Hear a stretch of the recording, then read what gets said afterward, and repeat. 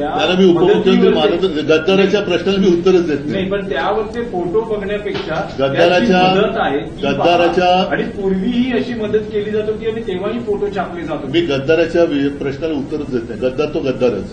आज सुद्धा बोलतो तो गद्दारच आहे आणि गद्दाराला मी उत्तर देत नाही. परिस्थिती अशी आहे की 80 कोटी लोकांना देशातल्या माननीय प्रधानमंत्री फुकटात धान्य देतात.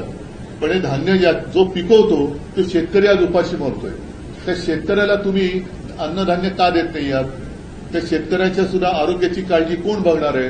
मग ह्या मदतीचे जे कागदी घोडे आहे ते कागदी घोडे तुम्ही नुसते नाचवत बसू नका, पण ताबडतोबीने शेतकऱ्यांबरोबर ज्या नागरिकांची घरदारं वाहून गेलेली आहेत त्यांना चांगल्या ठिकाणी हलवून त्यांच्या छावण्या चांगल्या उभारल्या पाहिजेत. छावण्या म्हणजे छळ छावण्या नव्हे, पण चांगल्या निवाऱ्याची सोय केली गेली पाहिजे. त्यांची घरदारं नीटनेटकी होत नाही तोपर्यंत त्यांच्या आरोग्याची काळजी घेतली पाहिजे. शाळांची सुद्धा आता एक स्वच्छता मोहीम करून शाळा लवकर सुरू केल्या पाहिजेत. नंतर अनेक ठिकाणी शेत जमिनी वाहून गेल्या आहेत, खरडून गेलेल्या आहेत. त्यांचं नुकसान तर फार मोठं आहे, पण शेत जमिनीबरोबर रस्ते सुद्धा वाहून गेलेत. म्हणजे अनेक ठिकाणी गावांचा किंवा वस्त्यांचा संपर्कच तुटलेला आहे. तर ताबडतोबीने तिकडे रस्त्यांची कामं सुरू झाली पाहिजेत. खूप मोठी कामं आहेत, खूप मोठं हे संकट आहे.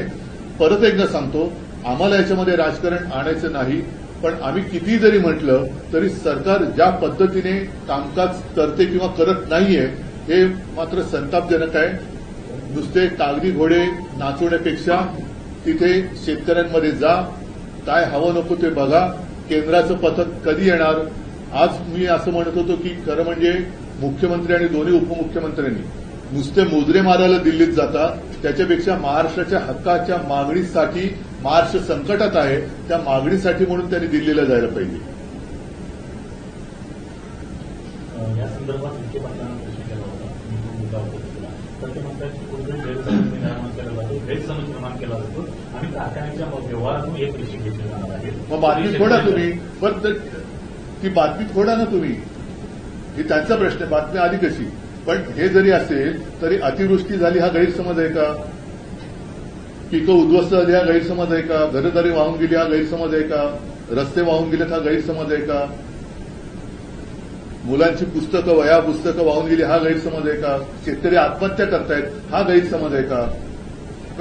काय तुम्ही कोणत्या काळामध्ये किंवा कोणत्या जगात राहताय ती लोक मला कळत नाही. उद्धवजी, भाजपचं असं म्हणणं आहे की पूरग्रस्तांना जर मदत करायची असेल तर आपल्या पक्षाने दसरा मेळावा रद्द करावा किंवा साधेपणाने. मला एवढंच म्हणायचंय की त्यांनी जी काय जाहिरातबाजी चालवली होती ना त्या जाहिरातीत जेवढा पैसा खर्च केला ना तेवढा पैसा तरी द्यावा. या मदतीवरूनच आरोप प्रत्यारोप होत आहे. तुम्ही जे तुमच्या पक्षाच्या नेत्यांनी जे म्हटलं की फोटो लावून मदत केली जाते त्यावर उपमुख्यमंत्री शिंदे यांचं असं म्हणणं आहे की त्याला मी उपमुख्यमंत्री गद्दाराच्या प्रश्नाला मी उत्तरच देत नाही. पण त्यावरचे फोटो बघण्यापेक्षा गद्दाराच्या आणि पूर्वीही अशी मदत केली जात होती आणि तेव्हाही फोटो छापले जात होते. मी गद्दाराच्या प्रश्नाला उत्तरच देत नाही. गद्दार तो गद्दारच. आज सुद्धा बोलतो तो गद्दारच आहे आणि गद्दाराला मी उत्तर देत नाही.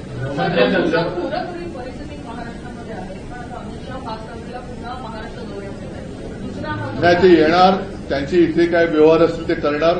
पुन्हा कार्यकर्त्यांनी सांगणार की महापौर भाजपचाच झाला पाहिजे, शेतकरी मेला तरी चालेल आणि परत जाणार. कारण ते मागे जेव्हा आले होते लालबागच्या राजाच्या दर्शनाला म्हणून आले तेव्हा माझा मराठी बांधव मराठा समाज मुंबईमध्ये होता, त्याला ते भेटले नाहीत आणि कार्यकर्त्यांनी भेटून मुंबईत महापौर भाजपचाच होणार एवढं बोलून ते गेले. त्यांना दुसरं उद्योग काय आहे? त्यांना खूप मोठी मोठी कामं आहेत. क्रिकेटच्या मॅचेस खेळवायचे, जयशा आणखीन काय मागेल त्याचे हट्ट पुरवायचे आहेत. उद्धवजी, भाजपचं असं म्हणणं आहे की आपला जो दसरा मेळा होता त्याच्यावर 63 कोटी रुपये खर्च होता. त्याचं बिल मी उद्या त्यांच्याकडे पाठवते. माझ्याकडे